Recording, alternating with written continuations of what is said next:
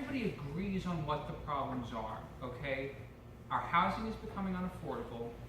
We need more investment in our children's education, and we need better jobs and a fair shot for people in our district to have a safe, comfortable life. If you look at people's records and what they have actually accomplished in their roles before running for this race, there is only one credible candidate for the seat, and that's KEITH WRIGHT. KEITH has been in the New York State Assembly for 24 years. KEITH has been on the labor committees, social services committees, and is currently chair of the housing committee. While he's been in office, Harlem, the area he's represented, unemployment has declined from 14% in 1992 down to about, I think it's 7% where it is now.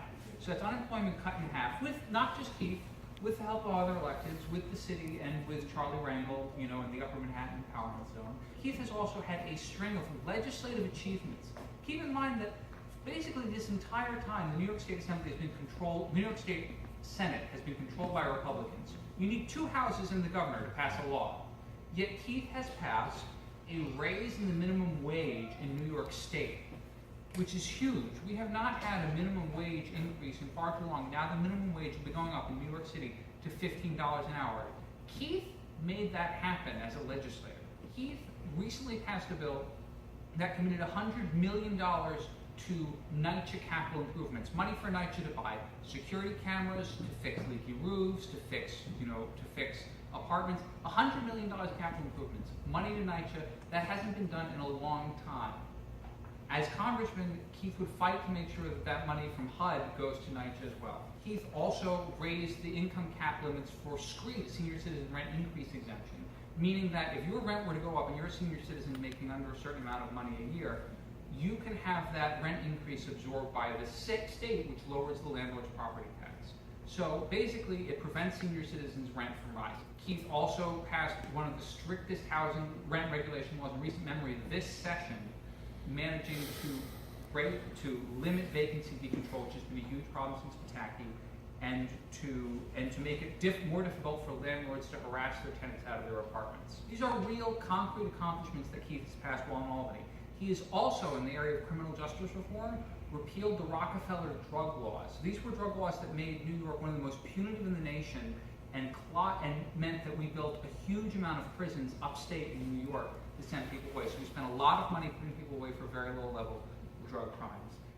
Finally, on one of KEITH's signature accomplishments, and one of the accomplishments he's most proud of, is his work in labor. So beyond the minimum wage increase, he's done things like strengthen requirements for how truckers are classified. So truckers actually have to be classified as employees under certain circumstances, not contractors, which means that they have to be paid unemployment insurance and benefits.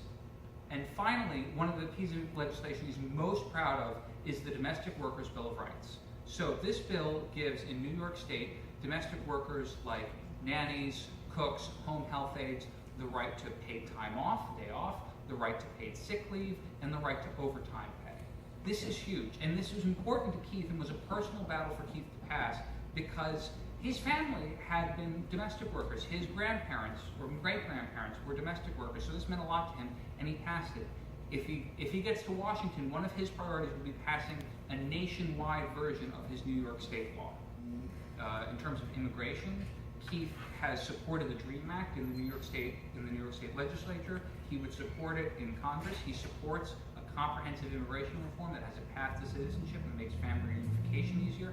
And he would fight Republican efforts to legislatively counteract President Obama's Deferred Action on Childhood Arrivals, DACA, and DAPA, Deferred Action on Parents of Americans. So KEITH believes strongly that immigrants help make this nation. New York City is a city of immigrants, and KEITH's role as a campaign is to run on his record, to promise to carry that record of good work into Washington, and to build a coalition that really represents this district. Queens is the most diverse county in America, but this congressional district is the most diverse district in America. And KEITH is building a coalition of not only African Americans and whites, but Puerto Ricans and Dominicans and Asians and Filipinos and Orthodox Jews and Muslims and anyone else who lives in the district. KEITH wants them rallying behind him. That's why, even as an African American state legislator from Harlem, he's received every LGBT endorsement in this race.